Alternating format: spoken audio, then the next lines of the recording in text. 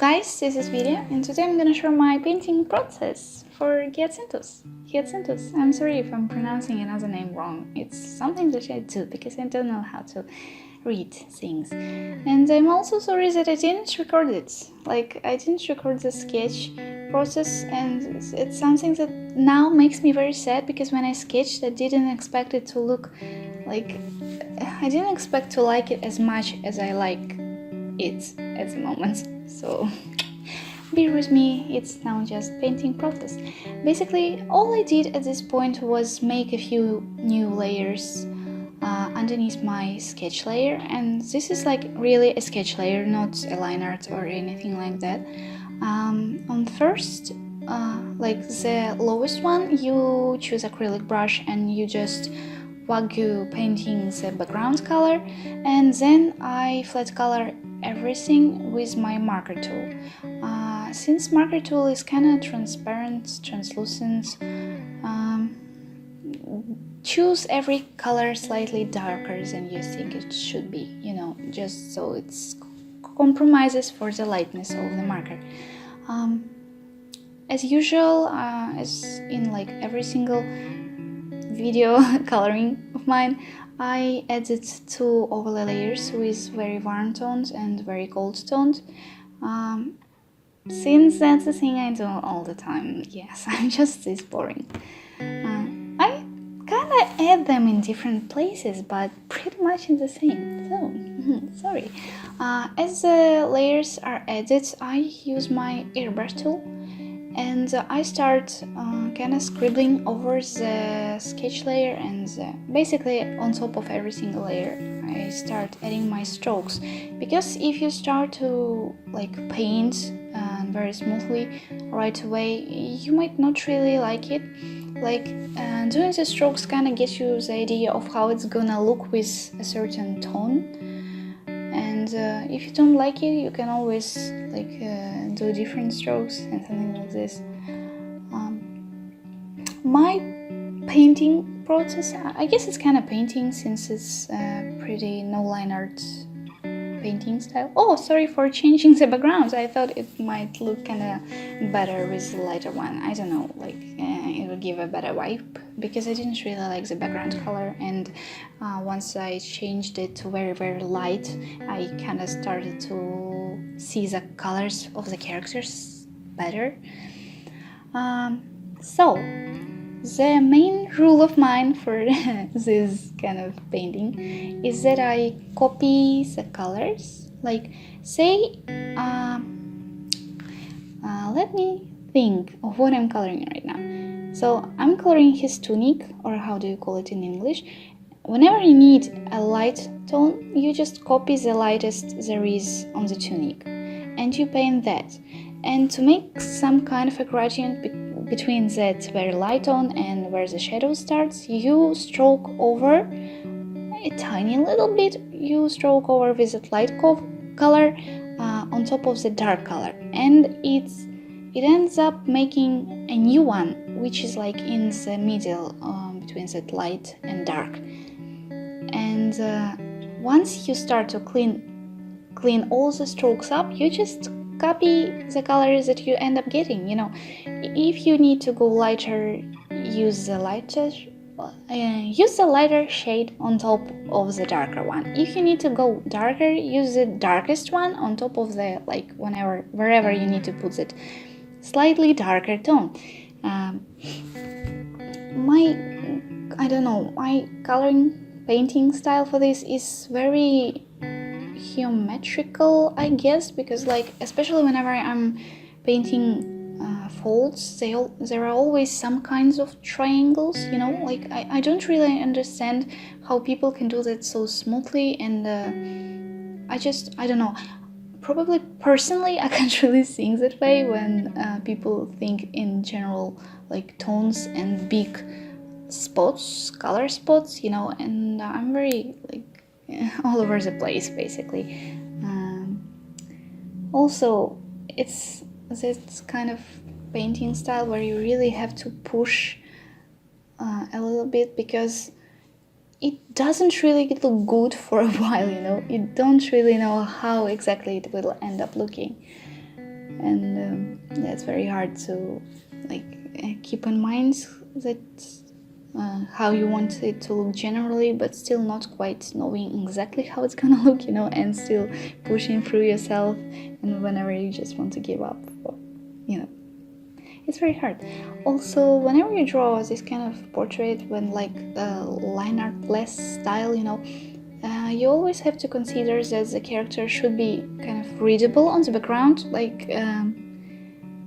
It's not as great when the character kind of blends into the background. So see, I'm working on the edges of the tunic right here, and whenever the background is kind of darkish toned, so the tunic or whatever part you're coloring should be lighter, just so there's like a contrast, because there is no line to place that part. So you have to do it with tones and colors and everything. And whenever you're coloring something dark, say his face, for example, then the background is actually much lighter than the face, just so it's readable again, and you can immediately see the character and not get confused where his arm ends and all that stuff. I hope that makes sense as I explain it, but that's something that taught us in uni. Also, we got taught a lot of stuff in uni, but I'm not really sure I conveyed it very well. I started to understand what they meant on my 5th year or something, because we changed, not we, but the professor got changed, and I guess he explained kind of better a little bit. So here's me just copying colors and adding it on top of each color. I just copy and stroke, and when I think the tone is right, I clean it up. I paint on top of it with my geometrical forms. I try to make smoother. What's the word for it? When one gets turned into another. I don't remember the word, I'm sorry. Basically, it's like a smoother gradient. I don't want to use my blurring tool or whatever else, because this way it will end up looking way too blurry, and I don't know, for me personally it never really worked, and I can never really make it look good. So here I added what's a belt, because I thought that his hair got so dark and everything was so light, and I added this belt just to kind of balance the bottom. If this makes sense. Another tips and tricks. It's not really right now as I'm drawing it, but whenever you have say a spot between his face and the flower, it should be if the background is colored and so it's say blue, you might want to need to make that part kind of very bright blue, but also kind of a little bit more intense and saturated than the rest of the blue, and it kind of makes the illusion that there is air in there, and it's so there's something else behind him on the background, not something else but the air. It kind of helps to feel the air a little bit more, and dimensions and stuff. With line art color technique, it's all about contrasts, and I can't really make that great yet. I think that it improved since where I started, because when I did start, I kind of was a noob to this kind of technique, but now it kind of start getting a little bit more sense of that, and I really like the way it's turning out. Now I'm just painting my hyacinths. How they call it. Did you know that there is a tradition? I don't know. Maybe you guys have it, maybe not. But in Ukraine and Russia, and I think probably some other countries, there is a tradition to bring even number of flowers to the dead. you can't bring 3, so you have to bring 2 or 4 or 6 or something like this, because it's like for the dead, and that's vice versa, that you can't really bring an even number of flowers to the living, because it's gonna be rude, like why did you bring me these flowers? Why are there 2 of them or 4 of them? Why? It's not how it works in Ukraine, and it's pretty much why he's holding 2 flowers, because even number for the dead. That's kind of my thought behind it. Here I thought that the flower didn't really, it was a bit too foreign of a color, and I added a wash of slightly more purple to it. Oh, hands. Honestly, this kind of painting hands this way is just so much struggle every time for me, because I don't really understand still how I have to do this. So I'm just choosing the dark colors, and I'm freestyling that. Yeah, it's very, very, very random how to pronounce it. I don't really know if you get anything. The way I explain it is probably very messy, just as my process, But seriously, the main rule is, if you need to go darker in tone, just copy the darker color from each part of the drawing, where's the darkest tone, you can copy that, unless it's the completely different color, and it doesn't fit.